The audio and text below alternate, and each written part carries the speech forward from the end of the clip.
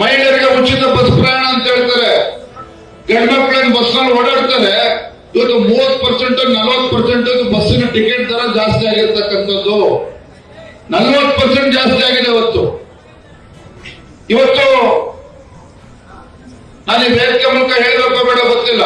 ಪಾಪ ಬಡವರು ಬೆಳಗಿನ ಸಂಜೆ ತನಕ ರೈತರು ಬಡವರು ಕಷ್ಟಪಟ್ಟು ದುಡಿದು ಸಂಜೆ ಆದ್ಮೇಲೆ ಒಂದು ಬಾಟ್ಲ್ ಹಾಕೊಂಡು ಹೋಗ್ತಕ್ಕಂಥದ್ದು ಅಭ್ಯಾಸ. ಇವತ್ತು 75 ರೂಪಾಯಿ ಇರ್ತಕ್ಕಂಥದ್ದು ಈಗ 250 ರೂಪಾಯಿ ಮಾಡಿದ್ದಾರೆ, 100-150 ರೂಪಾಯಿ ಜಾಸ್ತಿ ಮಾಡಿದ್ದಾರೆ ಒಂದು ಬಾಟ್ಲಿಗೆ.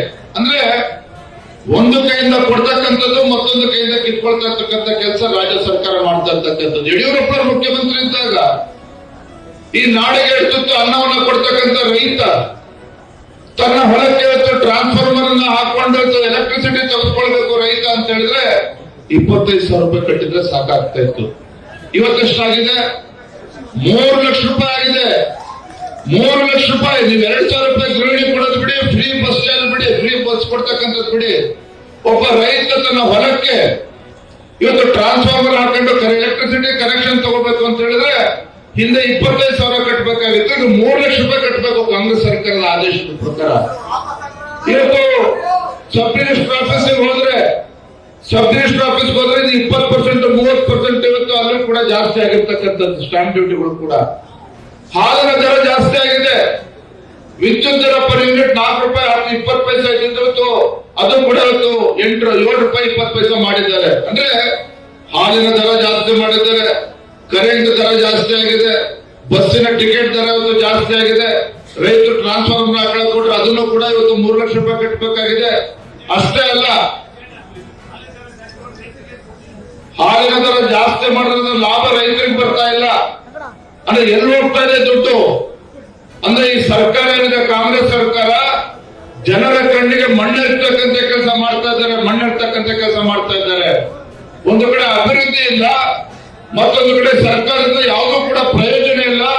ಇವತ್ತು ಸಾಮಾನ್ಯ ಜನರು ಪ್ರಶ್ನೆ ಮಾಡ್ತಾ ಇದ್ದಾರೆ. ಒಂದು ಕಡೆ ಪುಣ್ಯಾತ್ಮರ ಸರ್ಕಾರ ಬಂದ್ಮೇಲೆ ಇಡೀ ರಾಜ್ಯದಲ್ಲಿ ಭೀಕರ ಬರಗಾಲ, ಇವತ್ತು ಅಭಿವೃದ್ಧಿ ಮಾಡದೇ ಇರ್ತಕ್ಕಂಥ ಸರ್ಕಾರ ಜನರ ಪಾಲಿಗೆ ಒಂದು ರೀತಿ ಸತ್ತಂತಾಗಿದೆ. ರಾಜ್ಯದಲ್ಲಿ ಇವತ್ತು ಯಾವುದೊಂದು ಅಭಿವೃದ್ಧಿ ಕೆಲಸ ಕಾರ್ಯ ಇದ್ದಾನೆ. ಜನ ಇವತ್ತು ಶಾಪ ಆಗ್ತಾ ಇದ್ದಾರೆ ಸರ್ಕಾರದ ಬಗ್ಗೆ. ಬರಗಾಲದ ಸಂದರ್ಭದಲ್ಲಿ ಇವತ್ತು ಮಾನ್ಯ ಮುಖ್ಯಮಂತ್ರಿಗಳು ಹೇಳ್ತಾರೆ ಬರಗಾಲಕ್ಕೆ ರೈತರಿಗೆ ಪರಿಹಾರನ ಕೊಡಿ ಅಂತ ಹೇಳಿದ್ರೆ ಕೇಂದ್ರ ಸರ್ಕಾರ ಕೊಡ್ತಾ ಇಲ್ಲ ಅಂತ ಹೇಳ್ತಾರೆ. ಯಾಕೆ? ಸರ್ಕಾರದಲ್ಲಿ ಇವತ್ತು ಸರ್ಕಾರದ ಮುಖ್ಯಮಂತ್ರಿಗಳಾಗಿ, ಈ ರಾಜ್ಯದ ಮುಖ್ಯಮಂತ್ರಿಗಳಾಗಿ ತನ್ನ ಖಜಾನೆಯಿಂದ ದುಡ್ಡು ಕೊಡೋದಕ್ಕೆ ಆಗ್ತಾ ಇಲ್ಲ. ಅಹಿಂದ ಲೀಡರು, ಅಹಿಂದ ನಾಯಕರು ಅಂತ ಹೇಳ್ಕೊಳ್ತಕ್ಕಂಥ ಮಾನ್ಯ ಮುಖ್ಯಮಂತ್ರಿಗಳು ಇವತ್ತು ಹಿಂದುಳಿದ ಸಮಾಜಗಳನ್ನು ಬಿಟ್ಟು ಕೇವಲ ಅಲ್ಪಸಂಖ್ಯಾತರಿಂದ ಹೊರಟಿದ್ದಾರೆ. ಇವತ್ತು ಭಾರತೀಯ ಜನತಾ ಪಾರ್ಟಿ ಜೆಡಿಎಸ್ ಪಕ್ಷ ನಾವೇನು ಅಲ್ಪಸಂಖ್ಯಾತರ ವಿರೋಧಿಗಳಲ್ಲ. ಇದೇ ನರೇಂದ್ರ ಮೋದಿಜಿಯವರು ಭಾರತೀಯ ಜನತಾ ಪಾರ್ಟಿ ಸರ್ಕಾರ ಬಂದ ಮೇಲೆ ಅಲ್ಪಸಂಖ್ಯಾತ ಮಹಿಳೆಗೂ ಕೂಡ ನ್ಯಾಯವನ್ನು ಕೊಡಬೇಕು ಅಂತೇಳಿ ಟ್ರಿಪಲ್ ತಲಾಖನ ತೆಗೆದಾಕ್ತಕ್ಕಂಥ ಕೆಲಸ ಇವತ್ತು ಬಿಜೆಪಿ ಸರ್ಕಾರ ಮಾಡಿರ್ತಕ್ಕಂಥದ್ದು.